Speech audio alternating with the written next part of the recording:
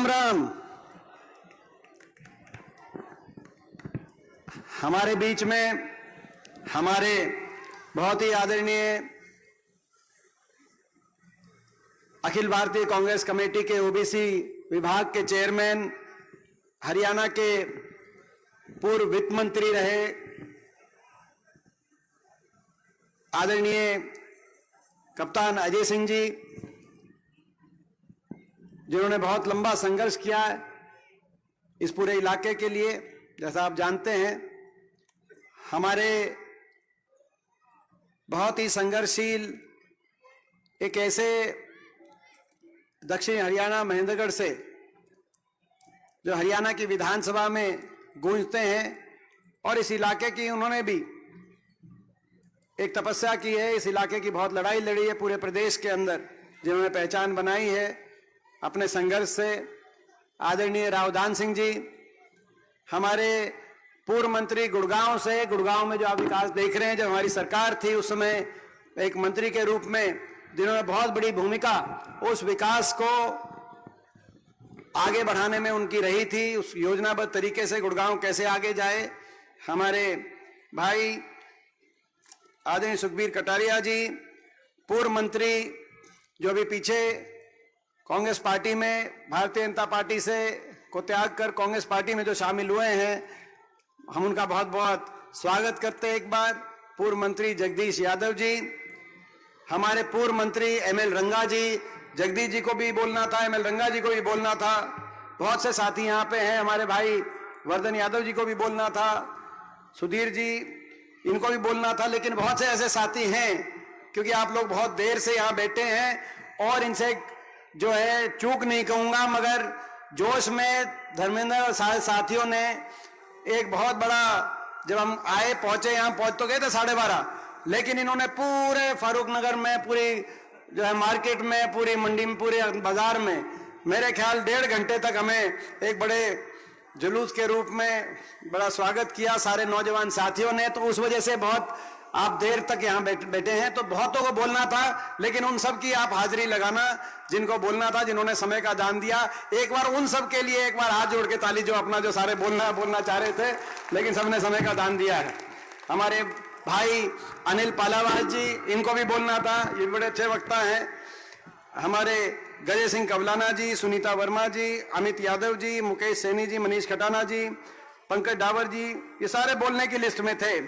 ACP Rajveer Jakhar जी, महाराज सिंह जी, पल चौधरी जी, मुकेश शर्मा जी, जीता प्रधान जी, अमरजीत प्रधान जी, सुभाष गुर्जर जी, हितेश गुलिया जी, चौधरी संतोष सिंह जी, दिनेश ठेकेदार जी, योगेश यादव जी, सतपाल दौलताबाद जी, सुरेश कटारिया, हरीश पंगाल, प्रदीप बेरोड़, नीरज यादव, रोहतास नंबरदार, शेखर गुजर, धन सिंह तंवर जी, देवेंद्र शोरान जी, और बहुत से साथी, हो सकता है किसी का नाम इस लिस्ट में, भाई अमरजीत जी और सभी साथी जो आज मंचासीन है, और खास तौर पे, विशेष तौर पे जिनके आज आयोजन में हम लोग यहाँ पहुंचे हैं, जिन्होंने बड़ी मेहनत करी, जिनकी तबीयत भी पिछले 3 दिन से बहुत खराब, और ऐसी खराब थी कि ऐसा लग रहा था कि खुद भी इतनी तैयारी करने के बाद इस सभा में पहुंच पाएंगे कि नहीं पहुंच पाएंगे। और मेरे बड़े विश्वास पात्र साथी हैं हमारे भाई धर्मेंद्र जी, जिनको मैं बहुत बहुत बधाई देना चाहता हूं, बहुत बहुत मुबारकबाद देना चाहता हूं कि आज फारूक नगर में इतनी बड़ी सभा, किसी जिले के मुख्यालय पे तो सभा हो सकती है पूरा जिला जोर लगाए, लेकिन फारूक नगर के अंदर इतनी बड़ी सभा जो आपने अपने प्रयासों से और सभी के सहयोग से जो आज यहाँ पर इस सभा कराने का काम किया, आप भी बधाई के पात्र हैं। और आप सब जो इस सभा में शामिल हुए, मैं आप सबको भी बहुत बहुत इस अवसर पर शुभकामनाएं देता हूं, बधाई देता हूं, और मैं धन्यवाद देता हूं कि आपने इतनी बड़ी संख्या में यहाँ पहुंचकर हमारा हौसला बढ़ाने का काम किया है। क्योंकि आपको पता है हम लड़ाई लड़ रहे हैं, और जब ये लड़ाई ऐसी सरकार से लड़ रहे हैं, बीजेपी के पास 2-2 सरकारें हैं, एक दिल्ली में, एक चंडीगढ़ में है, 2-2 पार्टियां हैं, बीजेपी भी है, जेजेपी भी है, सत्ता बल भी इनके पास है, धन बल भी इनके पास है, मीडिया बल भी इनके पास है, तंत्र बल भी इनके पास है। हमारे पास कुछ है इस लड़ाई लड़ने में, तो आपका आशीर्वाद और आपका दिया हुआ हौसला है, जो आज आपने बहुत हौसला हमारा बढ़ाया है। मैं आप सबका बहुत बहुत धन्यवाद करता हूं। और मैं विश्वास दिलाता हूं ये आपका आशीर्वाद रंग लेके आएगा, हरियाणा में बदलाव लेके आएगा, ऐसा मैं आज आपको विश्वास दिलाता हूं। जो आपने यहां पर पहुंचकर जो आपने सहयोग किया है, ये सहयोग खाली हाथ नहीं जाएगा। अगले कुछ महीने के बाद हरियाणा में कांग्रेस पार्टी की सरकार लेके आएगा, आपकी सरकार लेके आएगा, ये मुझे आज मैं विश्वास के साथ आप कहता हूं। और मैं क्यों इस विश्वास से कह रहा हूं, क्योंकि इस सरकार का कार्यकाल आपने देख लिया। 2014 से लेकर अब तक 2014 में बड़े बहुमत से सरकार बनी, केंद्र में भी और हरियाणा में भी। हम हरियाणा की बात करें तो हरियाणा में भाजपा को पहली बार बहुमत मिला, खट्टर सरकार बनी। 2019 में खट्टर दुष्यंत सरकार बनी। लेकिन इस सरकार के जब अब 4 महीने शेष बचे हों, 4 ही महीने बचे हैं, क्योंकि 1 महीने के बाद लोकसभा चुनाव है कि नहीं है, मैं पूछना चाहता हूं। 1 महीना जनवरी गई, फरवरी बची है, और 30 मई को देश की सरकार का गठन होता है। पिछली बार 30 मई को प्रधानमंत्री जी ने शपथ ली थी। तो उसके बाद जून, जुलाई और अगस्त, सितंबर में फिर इलेक्शन। अगर टाइम पे भी होंगे तो इनके पास बिना आचार संहिता के 4 महीने से कम का समय इनके पास बचा है। तो जब 4 महीने बचे हों, किसी सरकार का तो तराजू पे तोलकर फैसले करने का जनता का समय आ जाता है कि इन्होंने कैसा काम किया। हरियाणा में खट्टर साहब ने कैसा काम किया, लोगों की सुनवाई की नहीं की, लोगों का सम्मान किया नहीं किया, योजनाबद्ध तरीके से विकास किया कि नहीं, हरियाणा को आगे लेके जाए गए कि नहीं गए, भाईचारा खुशहाली हरियाणा में आई कि नहीं आई, ये सारी बातों को तोल के फैसला करने का समय आता है। इनको लगभग 10 साल हो गए। इन 10 साल में इनका ये रिपोर्ट कार्ड है कि जो हरियाणा 2014 से पहले, अगर हम याद करें कांग्रेस पार्टी की सरकार के समय, जो हरियाणा विकास दर में देश में नंबर 1 था, प्रति व्यक्ति आय में हम नंबर 1 थे, प्रति व्यक्ति निवेश में नंबर 1 थे, खिलाड़ियों के सम्मान में नंबर 1 थे, किसान के हितकारी फैसले और गरीब कल्याणकारी की योजनाओं में देश में हरियाणा का नाम आता था, और कानून व्यवस्था में देश में सबसे सुरक्षित प्रदेश हरियाणा माना जाता था। आज वही हरियाणा 10 साल की इस खट्टर दुष्यंत सरकार के बाद देश में विकास दर में तो 17वें नंबर पे है, और ये केंद्र सरकार बता रही है, नीति आयोग, देश में नंबर 1 पे अगर पहुंच गया तो आज बेरोजगारी में देश में नंबर 1 पहुंचा दिया इस सरकार ने। हर घर में एक पढ़ा लिखा नौजवान, शिक्षित नौजवान, आज बेरोजगारों की फौज खड़ी हो गई हरियाणा के अंदर। सरकारी नौकरी समाप्त कर दी गई, या तो समाप्त कर दी गई 2 लाख से ज्यादा पद हरियाणा में। केंद्र सरकार में भी बड़ी बड़ी जो पीएसयू हैं उनको बड़े उद्योगपतियों के हवाले कर दिया गया। एयरपोर्ट, पोर्ट, रेलवे, हर जो पीएसयू जो बने 75 साल में, वो एक बड़े उद्योगपति समूह के हवाले कर दिया गया। तो सरकारी नौकरी ना तो केंद्र सरकार में, ना रेलवे की भर्ती निकलती, ना फौज में जो पक्की भर्ती हर साल 5,500 पक्की भर्ती होती थी हरियाणा से, देश की आजादी से लेकर 2019 तक। आज वहां 5,500 के बजाय पिछले साल अग्निवीर लिए गए, केवल 914 अग्निवीर लिए गए हरियाणा से 2 साल के गैप के बाद। जिन 914 में से आपको पता है मात्र 210 पक्के किए जाएंगे, बाकी बिना पेंशन के अगले साल घर लौट जाएंगे। ऐसी स्थिति बना दी। आज प्रदेश के अंदर सबसे ज्यादा बेरोजगारी, क्योंकि नौकरी समाप्त कर दी सरकारी नौकरी। प्राइवेट के अंदर उतना निवेश हुआ नहीं जिस रफ्तार से निवेश होना चाहिए था, ना प्राइवेट में ना सरकारी में। और फिर भी सरकारी जो नौकरी निकलती है 5 साल तक कोई सरकारी नौकरी जो निकली, या तो भर्ती घोटालों की भेंट चढ़ गई। एचपीएससी के दफ्तरों में मुख्यमंत्री के जो लगाए हुए सचिव, उनके पास 1.5-2 करोड़ रुपए की बरामदगी हुई। या लिस्ट अगर फिर भी आ गई 30 भर्ती घोटालों, 30 पेपर लीक घोटालों के बावजूद कोई लिस्ट निकल गई, तो हरियाणा से ज्यादा हरियाणा के बाहर के बच्चों का उसमें अवसर मिला। हरियाणा के बच्चों को ना बाहर के किसी प्रदेश में अवसर मिल रहा, और हरियाणा में लिस्ट निकल रही है। एसडीओ की लिस्ट आई, 80 में से 78 बच्चे बाहर के, 2 हरियाणा के मात्र। एसडीओ इलेक्ट्रिकल की 2021 में लिस्ट आई, 99 में से 77 बाहर के, 22 हरियाणा के। इस साल असिस्टेंट प्रोफेसर की लिस्ट आई, 156 में से 53 बच्चे हरियाणा के, 103 बाहर के। अभी बीडीओ की लिस्ट आई, ब्लॉक डेवलपमेंट पंचायत अफसर, पंचायत में काम करना है, 7 में से 5 बाहर के।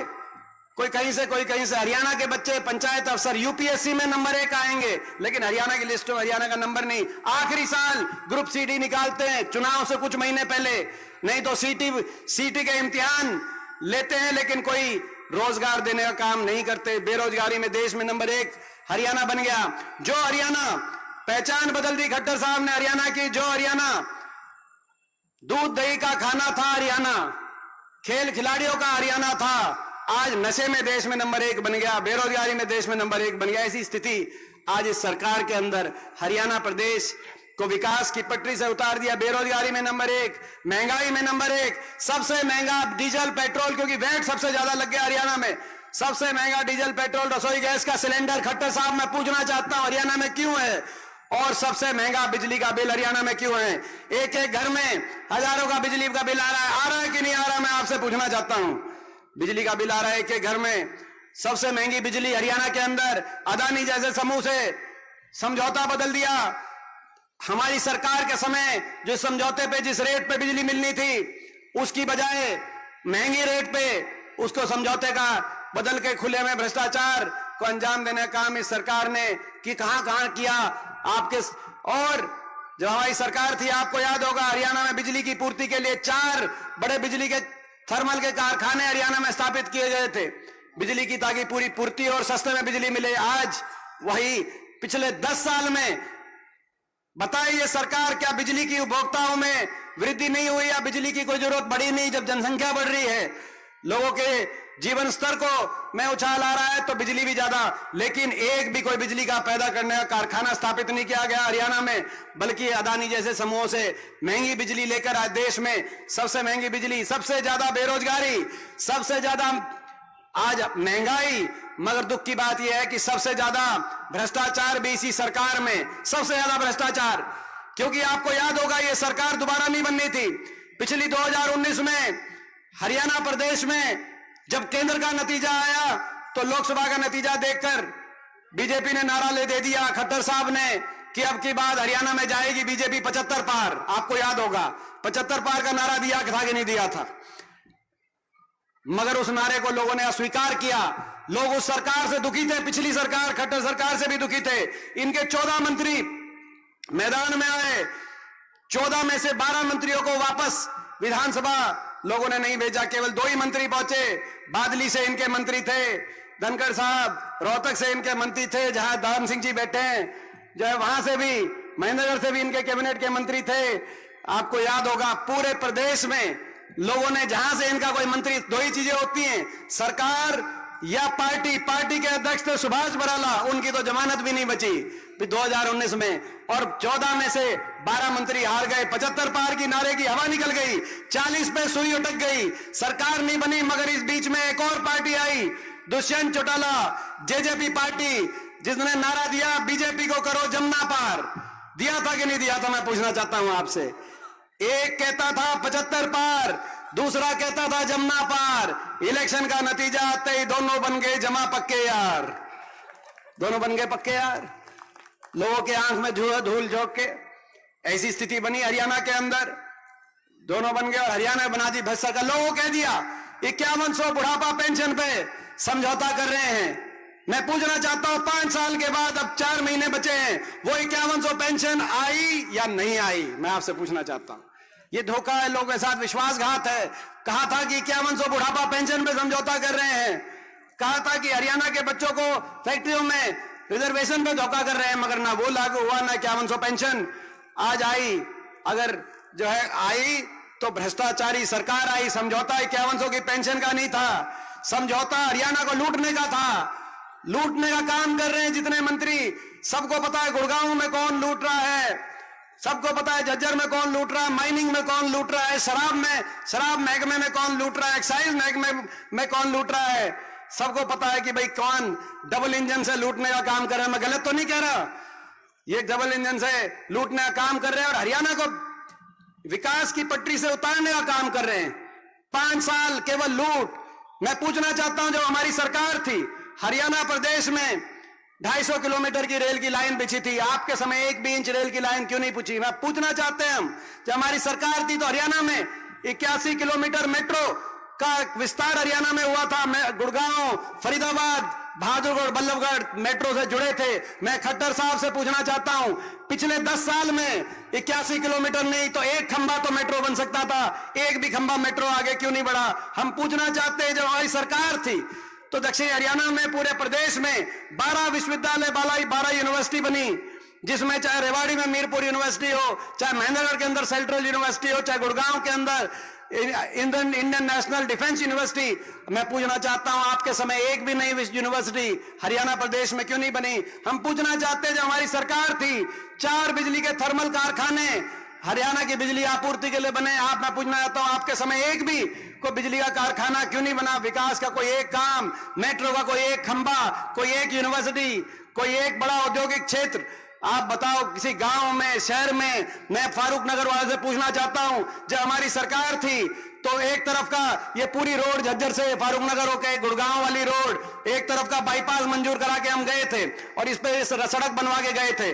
मैं पूछना चाहता हूं आपसे कि इस सरकार में एक तरफ का बाईपास हमने बनवा दिया था तो 10 साल में दूसरी तरफ का भी बाईपास बनाकर सर्कल रोड बनवानी चाहिए थी कि नहीं चाहिए थी? मैं पूछना चाहता हूं। मगर चिंता मत करो, 4 महीने की बात है, पिछली तो एक तरफ का बनवा गए थे, फारूक नगर का सरकार आते ही दूसरी तरफ का भी बाईपास बनवा के सर्कल बनवाने का काम हम करेंगे। हम पूछना चाहते, विकास की पटरी से उतार दिया, केवल भ्रष्टाचार, हरियाणा को लूटने में लगे एक के बाद एक घोटाले। शराब घोटाला तो कोरोना के टाइम भी आया, नाम कुछ दे रहे थे मगर असली बात थी कि घर घर शराब पहुंचाएंगे। कोरोना के टाइम आपको याद होगा कितना बड़ा घोटाला आपके सामने आया। नाम अभी कह रहे थे कप्तान साहब कि भाई जो है भगवान राम की बात कर रहे थे। ये कप्तान साहब मैं बताऊं, ये लेते हैं, ये बोलते हैं जय श्री राम, लेकिन बोले जय श्री राम मगर करेंगे हम जनता को लूटने का काम। हम भी बोलेंगे जय श्री राम, बोलो जय श्री राम भाई, हम भी बोलेंगे जय श्री राम, लेकिन करेंगे हरियाणा को देश में सबसे आगे लेके जाने का काम। ये हमारा जो है मैं समझता हूं संकल्प है। तो ये आज हरियाणा प्रदेश को विकास की पटरी से इन्होंने उतारा। मगर उससे भी बुरी बात, अहंकार। इस सरकार में इतना अहंकार, 10 साल की इस सरकार में मैं समझता हूं कि कोई ऐसा वर्ग नहीं हरियाणा में जो इनके अहंकार का शिकार ना हुआ हो। कर्मचारी ओल्ड पेंशन स्कीम मांगने गए, उन पे लाठीचार्ज। सरपंच अपने हकों के ले गए, उन पे लाठीचार्ज। किसानों ने 3 कानूनों के विरोध किया तो 750 किसानों को अपनी जान गंवानी पड़ी, उनका तिरस्कार। हमारी बेटियां, हमारी पहलवान बेटियों ने अपनी मान सम्मान और इज्जत की बात करी। ये वो देश है जहां दुश्मन की बहन बेटी की इज्जत को भी अपनी बेटी की इज्जत समान माना जाता है। ये वो देश है जहां महाभारत का युद्ध हुआ, जो अपनी बहन बेटी की इज्जत की बात आई तो महाभारत का युद्ध हुआ इस देश में। ये धर्म का देश है, न्याय का देश है। इस देश में जो हमारी बहन बेटियों ने अपनी जो है न्याय की मांग करी तो उनको दिल्ली की सड़कों पर घसीटने का काम किया। ये अहंकार नहीं तो और क्या है? 10 साल से मुख्यमंत्री जी कहीं गए नहीं, किसी गांव में, किसी क्षेत्र के अंदर। चंडीगढ़ से सरकार चलाई, जो कोई बोलता है उसी के। मगर अब आखिरी वर्ष जब चुनाव का साल है तो चुनाव के साल में जन संवाद के नाम से लोगों के बीच में जा रहे हैं और जहां जा रहे हैं जो कोई उनसे सवाल पूछता है उसी को निशाने पे लेते हैं। एक महिला ने कहा कि इतनी बेरोजगारी हो गई, यहां फैक्ट्री लगवा दीजिए। तो बोला आपको बिठा के चंद्रयान में आपको चांद भिजवा देते हैं वहां पर। आपने देखा होगा एक जगह सिरसा में एक नौजवान खड़ा हुआ तो कहा कि किसान की समस्या है। बोला तो ये दूसरी पार्टी का लगता है, इसकी पिटाई करवाओ। इतना घमंड, पिटाई कराने का अधिकार तो किसी सरकार में, किसी मुख्यमंत्री या किसी मंत्री के हाथ में किसी ने दिया नहीं। इतना काम तो किया नहीं खट्टर साहब, मगर घमंड 7वें आसमान पे। भाई ये आप, मैं समझता हूं कि ये आज हम कण कण में हमारे भी राम है और राम ने जो लड़ाई लड़ी थी वो अहंकार तोड़ने की लड़ाई लड़ी थी। लंका जाके अहंकार चकनाचूर किया गया था। आपका अहंकार भी, ये राम का देश है खट्टर साहब, यहां आपका अहंकार भी ज्यादा लंबा नहीं चलेगा। हरियाणा आपके अहंकार को भी तोड़ने का काम करेगा, ये मैं कहना चाहता हूं अहंकार में। मगर हमारा संकल्प है, पिछली बार तो फर्क रह गया था 3900 वोटों का कांग्रेस में और बीजेपी में। 3900 वोट अगर कांग्रेस की ज्यादा आती तो हमारी 36 सीट आती हरियाणा में, बीजेपी 35 पे रह आती। मगर छल हो गया, जेजेपी वाले आ गए। पहले तो मैं चुनौती देता हूं जेजेपी वालों को, आपकी 10 सीट आई थी, आप जोर लगाना ना। हरियाणा प्रदेश में अपने उम्मीदवार जहां खड़े हैं आप कर लेना, आप मान लेना, ये मैं चुनौती दे रहा हूं आपको, जेजेपी को, दुष्यंत चौटाला को। आप 1 सीट से हरियाणा में जमानत नहीं बचा पाओगे, ये मैं आज चुनौती दे रहा हूं। आपने विश्वासघात किया लोगों के साथ, आपने जमुना पार का नारा देकर बीजेपी को समर्थन दिया, आपने 5100 की पेंशन देकर बड़े बुजुर्गों के साथ धोखा दिया। आपके विश्वासघात का बदला लेंगे, वोट की चोट से लेंगे, जमानत नहीं बचेगी। और मैं चुनौती देना चाहता हूं, हरियाणा में भी सरकार आपके आशीर्वाद से बनेगी। 4 महीने के बाद हरियाणा में सरकार आपके आशीर्वाद से बनेगी और आते ही हरियाणा को हम संकल्प, आज ये जो प्रोग्राम है घर घर कांग्रेस, इस प्रोग्राम के माध्यम से लोगों के बीच में हम अपने संकल्प लेके जा रहे हैं। हरियाणा को दोबारा से विकास खुशहाली के मामले में हरियाणा में देश में सबसे आगे जाए, हरियाणा ऐसा विकसित हरियाणा बने, हरियाणा के हर नौजवान को हरियाणा में हम एक स्वर्णिम भविष्य दे पाए। और हम संकल्प लेते हैं, हमारे संकल्प आपके बीच में मैं जरूर बताना चाहता हूं ताकि आप उन संकल्पों को लेकर एक एक जगह आप पहुंचे। पहला संकल्प है, बड़े बुजुर्गों के साथ विश्वासघात का बदला लेंगे। हरियाणा में कांग्रेस पार्टी की सरकार बनते ही पहली कलम से 6000 बुढ़ापा पेंशन देने का काम करेंगे 4 महीने के बाद, और एक घर में 6000 2 पेंशन आएंगी। तो मेरे काका काकी से मैं कहना चाहता हूं, मैं ताऊ ताई बैठे हैं यहां पर, आपकी पेंशन आएगी, 2 पेंशन आएगी तो एक तनख्वाही आ जाएगी, ये आप मान के चलना, 4 महीने की बात है। और हम संकल्प लेते हैं, ये जो कर्मचारियों को जो लाठीचार्ज हुई, अभी हमारे ओल्ड पेंशन स्कीम की संघर्ष समिति के बहाली वाले भी आए हुए थे, मेरे को बता रहे थे कि जो राजस्थान में कर्मचारियों को ओल्ड पेंशन स्कीम दी थी कांग्रेस ने, बीजेपी ने कहा था कि कांग्रेस की दी हुई सारी स्कीम किसी को बंद नहीं करेंगे, लेकिन आते ही ओल्ड पेंशन स्कीम बंद कर दी। राजस्थान के कर्मचारी आज दोबारा से जयपुर में संघर्ष कर रहे हैं कि बंद कर दी, बंद कर दी। मैं कर्मचारियों को कहना चाहता हूं, हरियाणा में खट्टर सरकार जाएगी, हुड्डा साहब के नेतृत्व में कांग्रेस की सरकार आएगी और सरकार आपकी ओल्ड पेंशन स्कीम बहाल करने का काम करेगी। आते ही हम कर्मचारियों को कहना चाहते हैं, हम कहना चाहते हैं, आज आपने भ्रष्टाचार करके देश में सबसे ज्यादा महंगी बिजली, जब हिमाचल में कांग्रेस पार्टी की सरकार 300 यूनिट फ्री बिजली दे सकती है, कर्नाटक में हमारी कांग्रेस पार्टी की सरकार 200 यूनिट बिजली फ्री दे सकती है, हरियाणा में आपने अदानी समूह से समझौता करके देश में सबसे ज्यादा महंगी, आज गरीब की कमर तोड़ने का आप काम कर रहे हैं। आपकी ये भ्रष्टाचारी सरकार जाएगी और कांग्रेस की सरकार आते ही हरियाणा के हर बिजली उपभोक्ता को महंगाई में राहत 300 यूनिट फ्री बिजली दिलवाने का काम करेंगे। हम आज कहना चाहते हैं, ताकि हर घर में, ताकि ये जो इन्होंने जो लूट मचाई है उससे राहत मिले। हम संकल्प लेते हैं, हमारे 100 गज की प्लॉट की स्कीम, गरीब को 100 गज के प्लॉट, हमारे सरकार में 4 लाख परिवारों को 100 गज के प्लॉट मिले थे, लेकिन इन्होंने स्कीम भी बंद कर दी। जहां प्लॉट नहीं मिले, जिन वंचित परिवारों को उनको प्लॉट आगे नहीं मिले, जहां मिले उन पे ना मकान बने, ना उन पे कोई उन कॉलोनियों का विकास हुआ।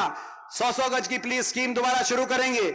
जो परिवार वंचित रह गए थे, हमारे गरीब वर्ग के परिवार, हमारे SC वर्ग के परिवार, हमारे BCA समाज के परिवार, हर वंचित परिवार को 100 गज का प्लॉट दिलवाने का काम करेंगे और 100 गज के प्लॉट पर 3.5 लाख की सरकारी सहायता से इंदिरा आवास योजना का मकान बनवाने का काम करेंगे। जाइए, हम आज ये भी हम संकल्प लेना चाहते हैं। हम संकल्प लेना चाहते हैं, आज जो है महंगाई, जो 400 रुपए में सिलेंडर था, आज वो कितना हो गया, 1100 रुपए में सिलेंडर पहुंच गया। 1000 के आसपास रहता है, कभी ऊपर नीचे।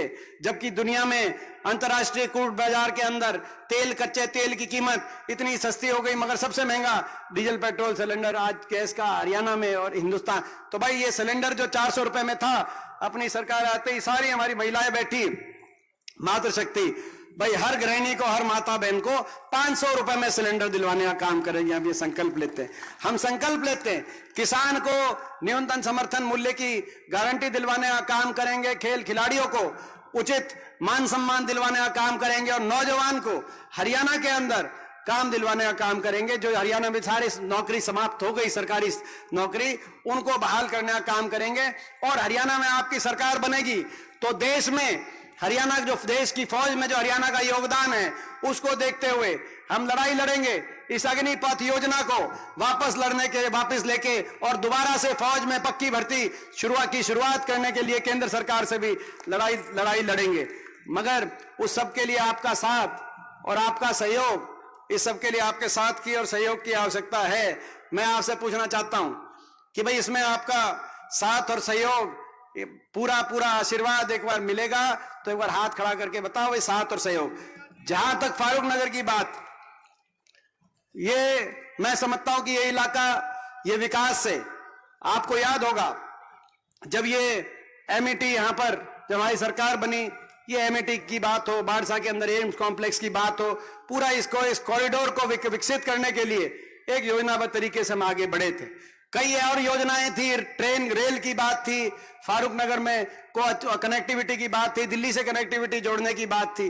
वो सारी की चीजें, एक तरफ का बाईपास बन गया, दूसरे तरफ का बाईपास बनाने की बात, वो विकास की सारी परियोजनाएं उधर की उधर जहां थी वहीं है, उसके आगे इस सरकार ने कुछ बढ़ाया नहीं। दोबारा से विकास का पहिया घूमेगा, फारूक नगर के दूसरी तरफ का बाईपास भी आएगा, यहां पर स्टेडियम भी आएगा, कॉलेज भी आएगा, मेट्रो भी आगे बढ़ेगी और भाई दोबारा से हरियाणा देश में आगे विकास में जाएगा। ये हम संकल्प लेते हैं। इस संकल्प में मगर इस बार मुझे पूरा विश्वास है कि भाई ये जो गुड़गांव जिले की सारी सीट है, पहले लोकसभा का चुनाव है और फिर विधानसभा का चुनाव, इस बार गुड़गांव जिले से पूरा साथ और सहयोग, और मैं बधाई देना चाहता हूं हमारे भाई धर्मेंद्र को, क्योंकि भाई जब इसने प्रोग्राम लिया, पिछली बार भी प्रोग्राम किया था, पिछले प्रोग्राम में कौन कौन था, एक बार हटा के बताइए भाई पिछले प्रोग्राम में कौन कौन था। तो भाई देखो आज दोनों हाथ खड़े किए, इसका मतलब आज का प्रोग्राम पिछले से दुगना है। तो भाई पिछली बार से भी दुगना प्रोग्राम, और जो हम मार्केट में से गए, बाजार में से गए, सभी ने जिस तरीके से, जिस भावना से आशीर्वाद दिया, बहुत ही मैं समझता हूं कि आज मैं बधाई देता हूं भाई धर्मेंद्र को और पूरी टीम को। आज छत्तीस बिरादरी यहां पे पहुंची है और इतना अच्छा आपने जो सहयोग दिया, इतना अच्छा जो हौसला बढ़ाया है, उसके लिए हम बहुत बहुत धन्यवाद करते हैं। लेकिन हरियाणा में चुनाव से पहले जो लोकसभा का चुनाव है, उस चुनाव में आप सबको जो है अभी से जुट जाना है। घर घर कांग्रेस का जो कार्यक्रम है उसमें भी जुटना है और चारों तरफ जो है उसमें मैं समझता हूं हमारे संदेश को लेकर आप जाओगे, हमें पूरा विश्वास है। आप सबका बहुत बहुत धन्यवाद। जय हिंद और जय राम जी की।